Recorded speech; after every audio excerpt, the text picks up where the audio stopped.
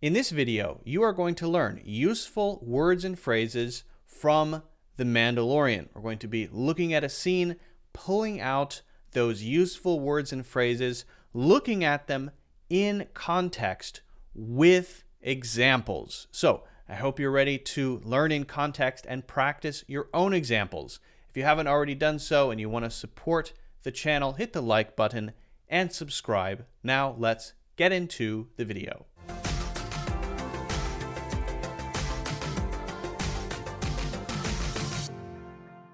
We're going to watch this scene from The Mandalorian where Moff Gideon visits the Shadow Council of ex-Empire folks after the fall of the Empire.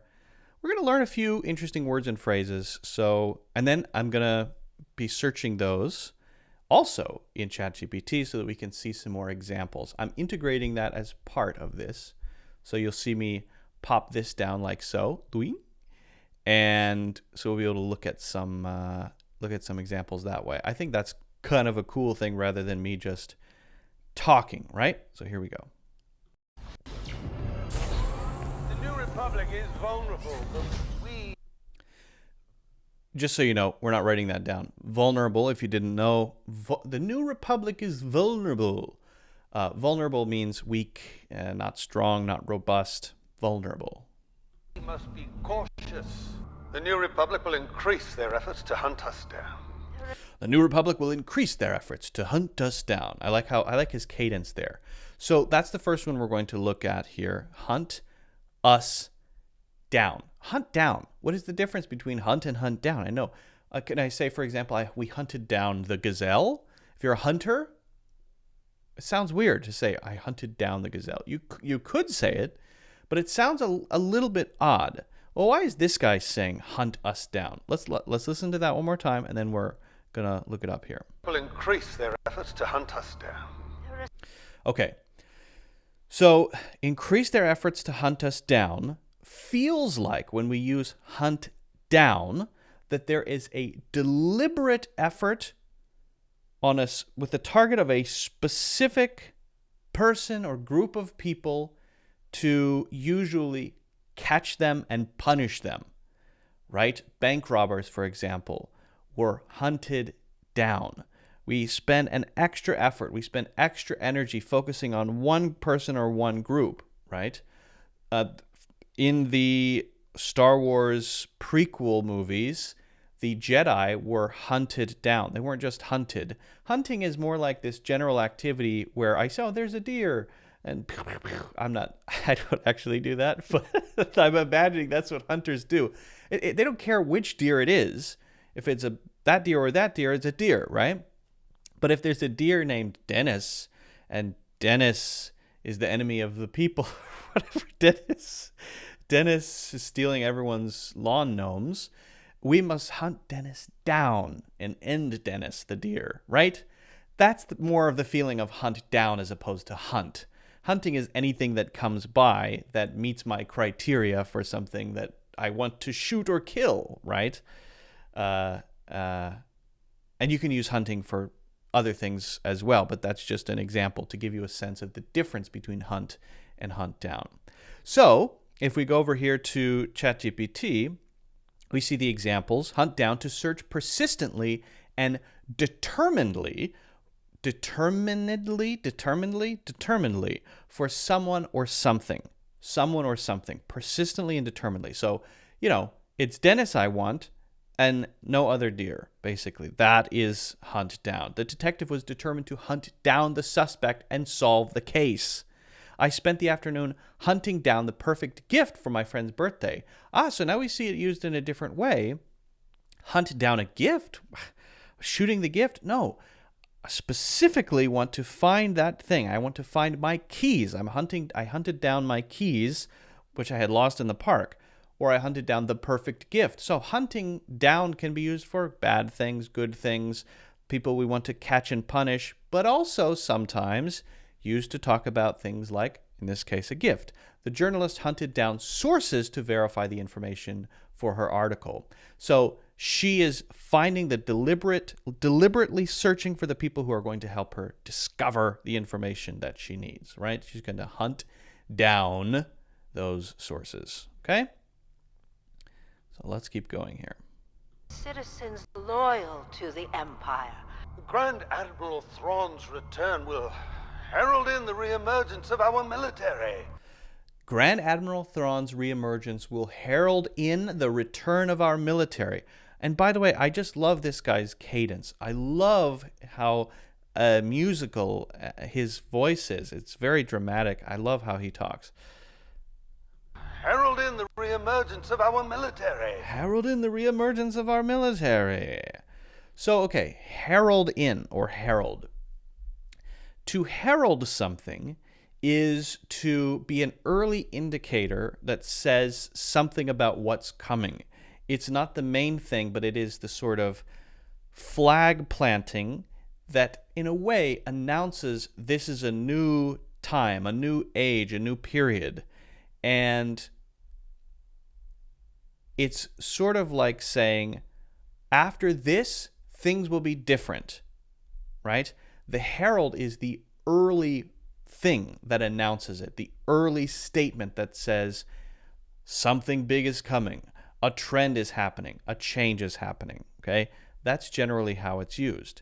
Now, let's see what we can get from our old pal ChatGPT. So let's do herald in. Herald in. Okay, and we'll search that. Come on, herald in, to announce or signal the arrival or beginning of something. Exactly. The blooming flowers herald in the start of spring each year. That's a good one. The referee's whistle heralded in the beginning of the soccer match. I have an issue with that one slightly.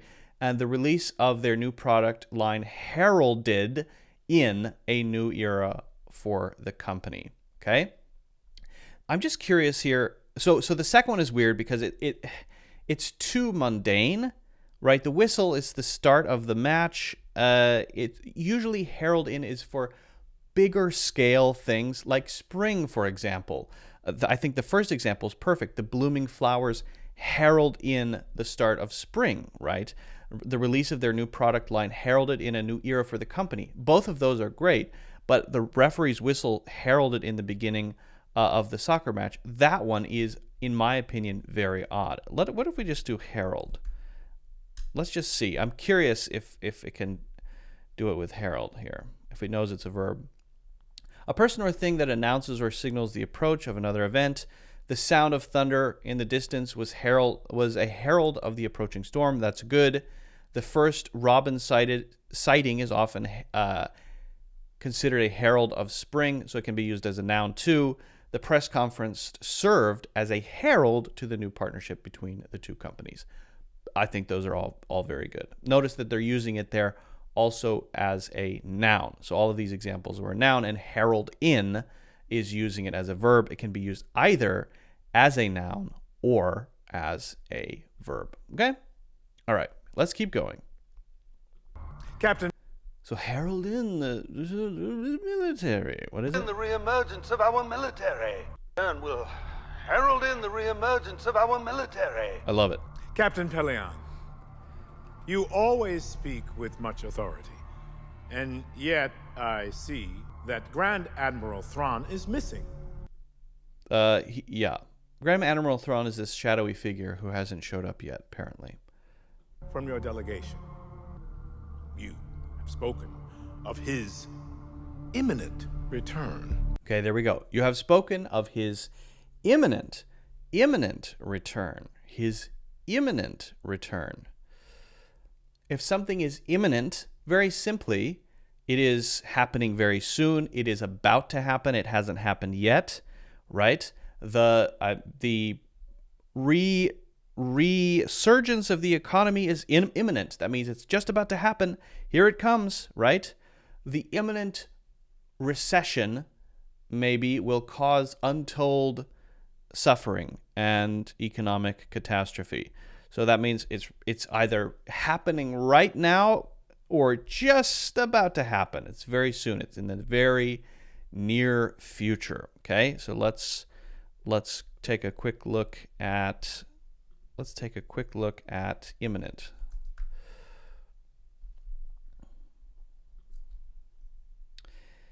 About to happen, very close in time, with the dark clouds gathering overhead, a thunderstorm seemed imminent.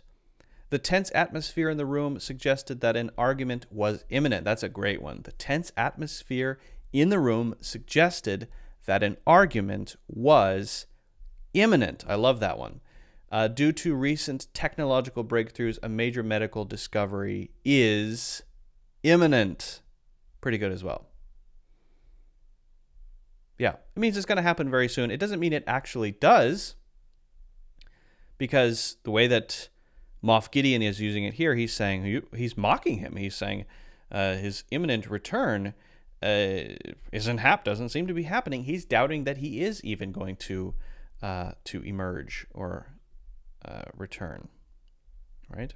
He's almost mocking that guy. His imminent return. Imminent return. Is it definitely a tone of mocking there, right? Hope for success relies upon the secrecy of his return. Captain, secrets are my stock in trade.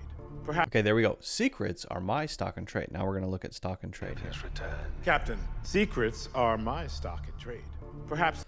Okay, what is stock and trade? You might be able to guess there. He's saying Grand Admiral Thrawn his return is imminent, actually, but secrecy is very important. That's why you haven't heard anything. Okay, all right, fair enough. Now, Moff Gideon is saying, well, listen, if it were, I know about secrets. That's my thing, right? The stock and trade are the fundamental tools that you have to do whatever it is that you do, right? That's your business. That is what you know about. Those are the essential things that are part of what you do well. And that could be your career, but it could be something that's important to you in your life that's not related to your career at all. In this case, Moff Gideon, he deals in secrets. He knows all about secrets because they are his stock and trade. His stock and trade. So let's quickly look at some examples here. By the way, let me know what you think about this sort of way of doing it where we get phrases from ChatGPT. I think it's a really interesting process to do the back and forth.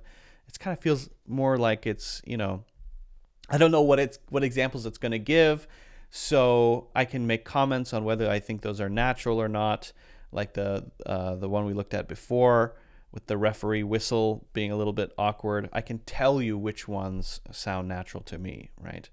Okay, so stock and trade. Stock and trade, the typical tools, skills, or goods that someone uses or deals with regularly in their profession or business. As a carpenter, his stock and trade include a variety of power tools and hand tools to create custom furniture. Her stock and trade as a graphic designer is her ability to create visually stunning designs. Now, notice there that stock and trade is her ability. So it's not that it has to be, physical things, objects. It can be, but it can also be your methods, your approach, your strategy, that you work in secrets. Okay, great. That you have a lot of experience, that you have a great aesthetic sensibility as a designer, right? Your ability to create stunning designs. That is your stock and trade. It doesn't have to be some specific item or object or thing like that, okay? For a chef, their stock and trade often consists of an array of fresh ingredients, culinary techniques, and signature dishes. Absolutely. That's a good example as well. Okay, we have two more that we're going to be talking about here, so let us keep going. It's time we look to new leadership. We already received your request. 3 Praetorian guards. Sounds like someone is concerned about an assassination attempt.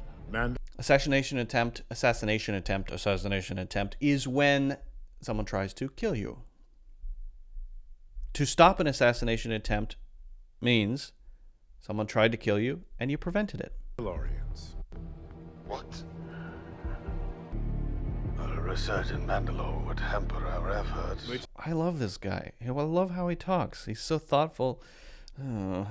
Everything about him. I love his mannerisms. He's so concerned here about Mandalorians that they would hamper our efforts. In Mandalore would hamper our efforts. Which is why... Okay, hamper.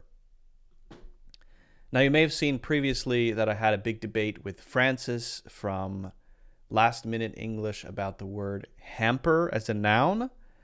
To have a hamper, Christmas hamper, a holiday hamper in England is apparently this thing with fruit and gifts and stuff in it, whereas a hamper in the United States would be a place where you put your dirty clothes. But to hamper as a verb, we are united on the meaning of this. This means to slow it down, to make it more difficult. If you're trying to do something, it's really hampering me. It's preventing me from doing that easily. It may still happen, but it's harder. And so the thing that's causing the difficulty is hampering me, hampering my efforts, right? And often you hear hamper in front of efforts. So that's actually a really, really common one. So here we go. Here's what I wonder if it will give us hamper as a noun. Let's say hamper us. Let's use hamper us so that way we force it to use it as a verb here. Hamper, to hinder or impede the progress, movement, or effectiveness of something or someone.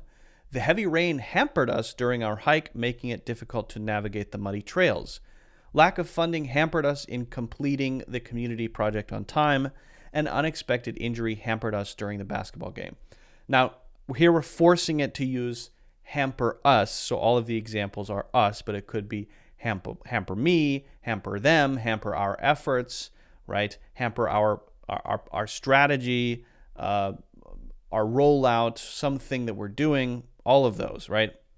I wanted to kind of force it to use it as a verb because I didn't want to see any noun examples, because we know those. That's the basket or the thing that holds the dirty clothes. So that's the basic idea for hamper. We need to stamp them out. You'll have your reinforcements. Long live the Empire! Long live the Empire! We shall be rid of the Mandalorians once and for all. Once and for all. Once and for all. This is a very dramatic statement. Every time you say this, usually you mean it in a very serious, sincere way. I want to solve this once and for all. I want to deal with my weight issues once and for all, right? Hopefully, answering this question will resolve your issues once and for all. That means finally, and after this, no more. No more. Whether that means it doesn't happen again, or you don't ask me again, or it doesn't happen to me again, period, or there are no more Mandalorians. Get rid of the Mandalorians once and for all. So after this, no more Mandalorians, basically, is what he's trying to say, right? So let's see. Once and for all. He's so dramatic. Once and for all.